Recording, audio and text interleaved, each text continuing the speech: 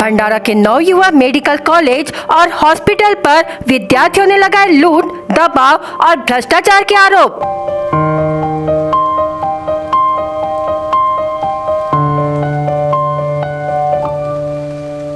नवयुवा college में विद्यार्थियों से uniform के नाम पर 11,000 रुपए की लूट का आरोप।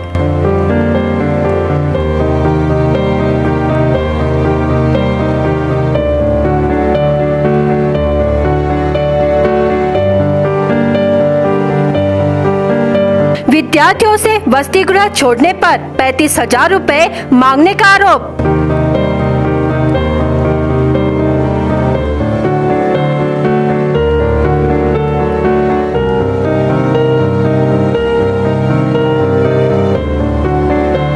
विद्यार्थियों को इतना परेशान किया जा रहा है कि उन्हें आत्महत्या प्रवृत्ति से गुजरना पड़ रहा है।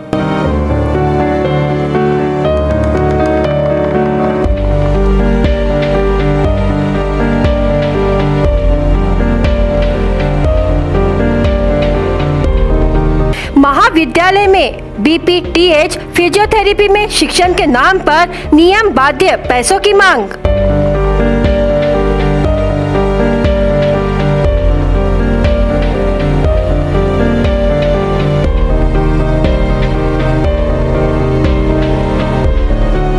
प्रशिक्षण के लिए विद्यार्थियों से 5,000 रुपयों की मांग का आरोप।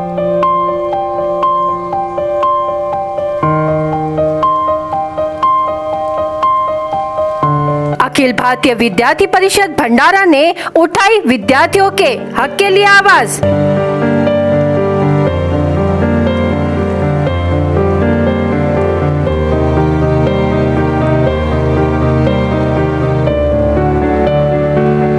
मांग पूरी न हुई तो करेगी आंदोलन।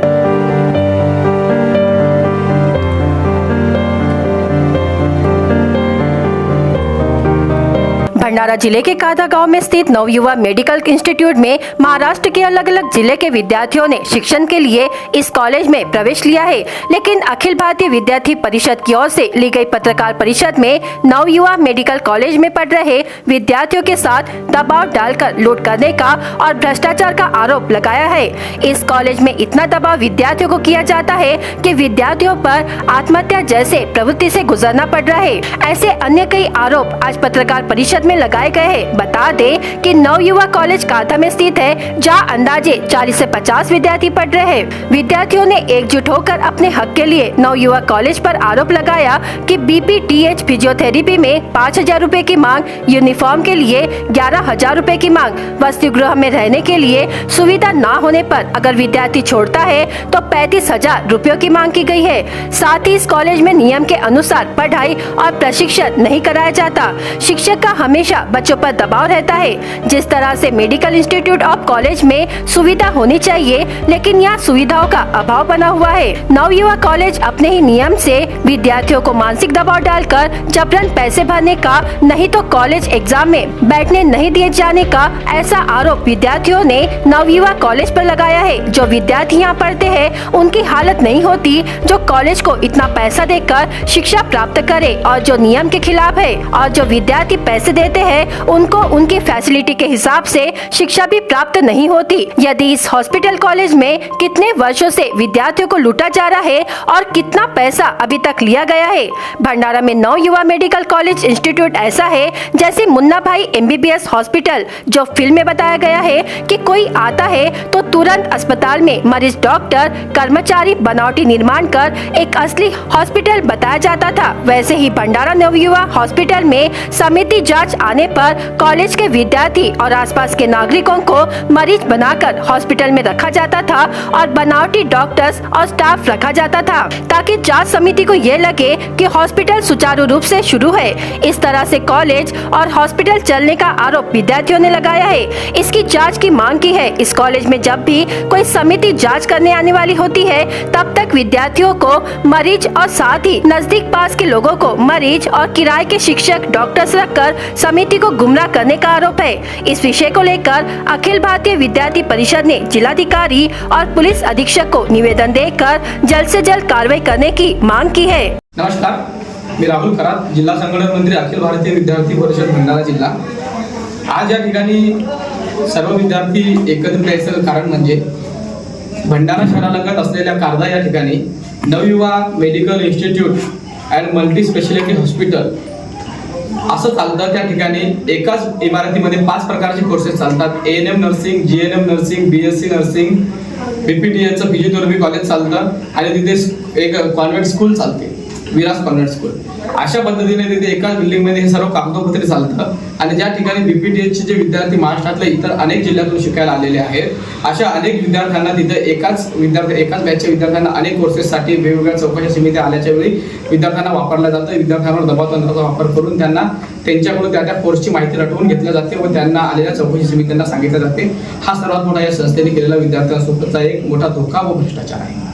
एवढंच नव्हे तर विद्यार्थ्यांकडून परीक्षा शुल्काच्या नावाखाली अनेक पैशाची लूट होत आहे, ज्यामध्ये प्रात्यक्षिकाची कुठेही विद्यापीठाने गाईडलाईन्स न देता सुद्धा विद्यार्थ्यांकडून विद्यापीठाची गाईडलाईन्स आली असं सांगून विद्यार्थ्यांना मनभ्रमित करून विद्यार्थ्यांकडून 5,000 रुपयाची मागणी केली जात आहे, ज्यामुळे हे विद्यार्थी आज इथे सर्व परीक्षेसाठी वंचित आहेत. आणि या विद्यार्थ्यांचं BPTचं हे प्रथम वर्ष द्वितीय वर्ष असून सुद्धा हे विद्यार्थी परीक्षेला बसवून न देण्याचं षडयंत्र या महाविद्यालयाकडून सुरू आहे. जर पैसे दिले तर विद्यार्थ्यांना हे बसवू देतील असं तिथं शिक्षणाचं बाजारीकरण सुरू आहे. एवढंच नव्हे तर विद्यार्थ्यांकडून परीक्षा जेव्हा ऍडमिशन विद्यार्थ्यांनी केली तेव्हा 11,000 रुपये विद्यार्थ्यांकडून हे फक्त युनिफॉर्मच्या नावाखाली घेतले व विद्यार्थ्यांना वेगळ्या पद्धतीची पावती दिली, ज्या पावतीमध्ये कुठल्याही प्रकारचं तथ्य नाही आहे. व विद्यार्थी जे हॉस्टेलमध्ये शिकतात अशा विद्यार्थ्यांकडून तिथे हॉस्टेलमध्ये ऍडमिशन करायच्या वेळेस 3,000 रुपये महिन्याचे घेऊ असं सांगितलं गेलं. पण नंतर ऍडमिशन घेतल्यानंतर ते विद्यार्थी त्या हॉस्टेलमध्ये कुठल्याच प्रकारे सुविधा नसल्यामुळे बाहेर पडायचा प्रयत्न केला तर त्या विद्यार्थ्यांकडे 35,000ची मागणी केली व 4,000 रुपये त्या विद्यार्थ्यांना पर मंथ त्यांच्याकडून घेण्यात आले. आणि अनेक विद्यार्थी तिथे या कारणामुळे एवढे तणावपूर्ण स्थितीमध्ये आले की अनेक विद्यार्थ्यांनी आत्महत्या करण्याचा प्रयत्न केला व अनेक विद्यार्थी तिथून शिक्षण सोडून शिक्षणापासून आज वंचित आहे. आणि याला सर्वस्व जबाबदार आहे Navyuva medical institute and multi speciality hospital Karda Bhandara. एवढंच नव्हे तर हे सर्व विद्यार्थी या ठिकाणी एकत्रित आले आहेत. तर विद्यार्थ्यांचा असा आरोप आहे की या ठिकाणी जे आमच्याकडून पैसा घेतला त्या ठिकाणी आमच्याकडून हे सर्व पद्धतीने रटवून घेतलं. या एकाच बिल्डिंगमध्ये एवढे कोर्सेस चालले, डमी मल्टी स्पेशालिटी हॉस्पिटल चाललं. याची शासन स्तरावरून भ्रष्टाचाराची चौकशी झाली पाहिजे. या चौकशीमध्ये अखिल भारतीय विद्यार्थी परिषदेचे 2 प्रतिनिधी असले पाहिजे आणि ही पारदर्शकता चौकशी झाली पाहिजे. यासाठी आम्ही मान्य जिल्हा अधिकारी, पोलीस अधीक्षक, भंडारा जिल्हा शल्य चिकित्सक अधिकारी यांच्याकडे निवेदनाद्वारे मागणी केली, ज्यामध्ये सर्व विद्यार्थ्यांनी आमच्याकडे जेव्हा तक्रार केली तर विद्यार्थी तिथे निवेदन देण्याकरिता आले होते. त्या सर्व लोकांनी त्याच्यावर काहीतरी कठोर कारवाई करावी अशी आमची मागणी आहे, ज्यामध्ये या सर्व भ्रष्टाचाराची निष्पक्षपणे पूर्णतः चौकशी होऊन त्या भ्रष्टाचार का झाला, ते आर्थिक घोटाळा कसा केला गेला, त्या विद्यार्थ्यांचे पैसे कुठे गेले, विद्यार्थ्यांचे पैसे कोणी ऑडिटला लावले गेले व विद्यार्थ्यांना शिक्षणापासून का वंचित ठेवलं गेलं, या सर्व गोष्टींचा जाब या शासनाने, महाराष्ट्र शासनाने उच्चस्तरीय चौकशी नेमून त्या चौकशीमध्ये विद्यार्थी प्रतिनिधी लोक घेऊन शासनाने या संबंधित चौकशी करावी व त्या संस्थेवर कठोरात कठोर कारवाई करून त्या संस्थेला बंद करून, कारण की ही संस्था एक शिक्षणाचं बाजारीकरण करत आहे, म्हणजे त्या अशा संस्था न चाललेल्या समाजात बऱ्या. एवढंच नव्हे तर त्या मल्टी स्पेशालिटी हॉस्पिटलमध्ये विद्यार्थ्यांना तिथे जेव्हा इन्स्पेक्शन होतं, चौकशा येतात, समित्या येतात, तपासणी समिती येतात, तेव्हा विद्यार्थ्यांना पेशंट बनवलं जातं व विद्यार्थ्यांकडून सगळ्या गोष्टी तिथे वधवून घेतल्या जातात, सांगितल्या जातात की असं बोलायचं आहे, तसं बोलायचं आहे व तिथे भाड्याचे पेशंट आणले जातात. तिथे वसतिगृहामध्ये राहणाऱ्या विद्यार्थ्यांना वेळोवेळी पेशंट म्हणून बोलवलं जातं जबरदस्ती. अशी त्यांच्यासोबत एक मानसिक आणि शारीरिक छळ केला जातोय, त्यांना त्रास दिला जातोय. एवढंच नव्हे तर तिथे जे डॉक्टर्स आहेत त्या मल्टी स्पेशालिटी हॉस्पिटलमध्ये डॉक्टर्स नाही आहे. तिथे जे इंटर्नशिप करणारे विद्यार्थी आहेत हे विद्यार्थी त्या ठिकाणी मल्टी स्पेशालिटी हॉस्पिटल चालवतात. एवढंच नव्हे तर त्या ठिकाणी कुठल्याच प्रकारचं तिथे स्टाफ आहे, प्राध्यापक आहेत, हे नॉन क्वालिफाईड, अपात्र आहेत आणि ते या विद्यार्थ्यांना कसं शिकवतात, म्हणजे हे डॉक्टर कसे घडतील असा प्रश्न आहे. तिथे आर्थिक भ्रष्टाचार झाला आहे, शासनासोबत धोका झाला आहे, विद्यार्थ्यांची फसवणूक झाली आहे, शासनाचा तिथे नियम डाळवले गेले आहेत आणि या सर्व संबंधित विषयाला जबाबदार मल्टी स्पेशालिटी हॉस्पिटल नवयुवक कारद्याचं आहे. आपल्याला याची माहिती विद्यार्थ्यांकडून आम्हाला ही माहिती विद्यार्थ्यांकडून यावेळी मिळाली होती, जेव्हा आम्ही याच्या आधी एका विद्यार्थ्याने तिथे त्या विद्यार्थ्यांचा माजी विद्यार्थी होता, त्या विद्यार्थ्यांचा शासकीय ठिकाणी नंबर लागला होता गव्हर्नमेंटमध्ये, महाराष्ट्र आरोग्य विभागामध्ये टेक्निशियन या पदासाठी. त्याला तिथे विद्यार्थ्याला परीक्षा दिल्यानंतर जो पासआउट झाला आणि शासनाचा अधिकारी बनणार पण त्याचे डॉक्युमेंट व्हेरिफिकेशनसाठी ते डॉक्युमेंट देत नव्हते. आम्ही जेव्हा त्या विद्यार्थ्यांचे डॉक्युमेंट मिळवण्यासाठी जो लढा देत होतो तेव्हा ह्या विद्यार्थ्यांनी आम्हाला बघितलं, आमच्या तेव्हापासून संपर्कात आहेत, तेव्हाच त्यांनी आम्हाला याची तात्पुरती माहिती दिली होती. पण नंतर 31 तारखेला हे विद्यार्थी आमच्याकडे आले. या विद्यार्थ्यांनी आम्हाला सर्व माहिती सांगितली. जेव्हा आम्ही ते निवेदन द्यायला गेलो तेव्हा त्या संस्थेच्या गिरीश विलारी नावाच्या संस्था चालकाकडून विद्यार्थ्यांना धमकवण्यात आलं. तिथं जो आत्महत्या करण्यासाठी प्रवृत्त झालेला विद्यार्थी होता त्याला सुद्धा तिथे वेगळ्या पद्धतीने दबावाच्या भाषेमध्ये बोलण्यात आलं. याचे आमच्याकडे व्हिडिओ क्लिप्स आहेत आणि त्या विद्यार्थ्यांना तिथे आता सुद्धा कोंडून ठेवल्या गेलेला आहे. सर्वच्या सर्व विद्यार्थी जे इथे आहेत याच्यापेक्षा दुप्पट विद्यार्थी आमच्या सोबत उभे आहेत. ते विद्यार्थी सध्या तिथे उभे आहेत महाविद्यालयामध्ये. त्या विद्यार्थ्यांना बंद करून ठेवलाय हॉस्टेलमध्ये. कॉलेजमध्ये त्या विद्यार्थ्यांना रूम लॉक करून बंद करून ठेवलाय आणि त्या विद्यार्थ्यांना इकडे येऊ देत नाहीये. कॉलेजचं गेट सुद्धा बंद केलाय आणि असा पद्धतीचा छळ मानसिक त्रास चालत आहे. आम्हाला महाराष्ट्राच्या वेगवेगळ्या महाविद्यालयामधून आम्हाला महाराष्ट्राच्या वेगवेगळ्या जिल्ह्यामधून जे माजी विद्यार्थी आहेत ज्यांना तो त्रास झालाय अशा लोकांचा कॉल आला. त्यांनी आम्हाला त्यांची आपली सांगितली. अनेक विद्यार्थी अनेक आई वडिलांना तर त्यांनी गेट लॉस म्हणून त्यांच्या समोरचं सर्व साहित्य फेकून त्यांना अपमान करून हाकलून दिले.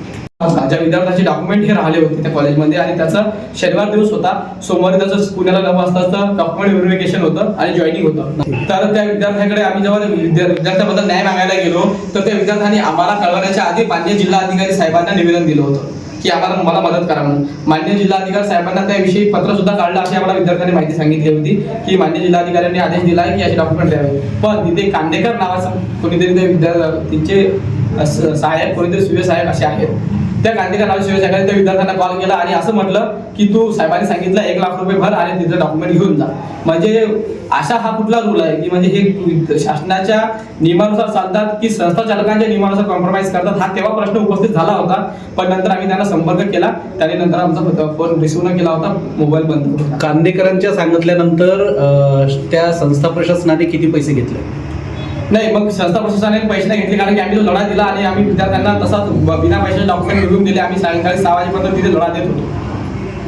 केला होता. मी फर्स्ट टाइम जेव्हा एक्झाम दिली होती तेव्हा मला एटीकेटी लागली होती. त्याच्यानंतर जे एटीकेटी किंवा फेलवाले रिपीटर स्टुडंट आहेत त्यांच्याकडून 5,000 घेण्यात आले आहे आणि आम्ही ते 5,000 म्हणजे विदाऊट GR कसं देऊ हे पहिले विचार केलं होतं की कोणत्या याच्यावर तुम्ही आम्हाला 5,000 मागत आहे.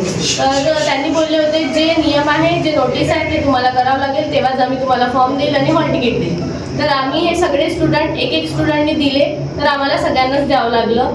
आणि याच्यानंतर यावर्षी पण तसंच बोलत आहे की 5,000 दिल्याशिवाय तुम्ही एक्झाम फॉर्म नाही देऊ शकत आणि हॉल तिकीट आम्ही तुम्हाला देऊ नाही शकत. शेवटची तारीख किती सांगितली होती? शेवटची तारीख 5 तारीख आहे.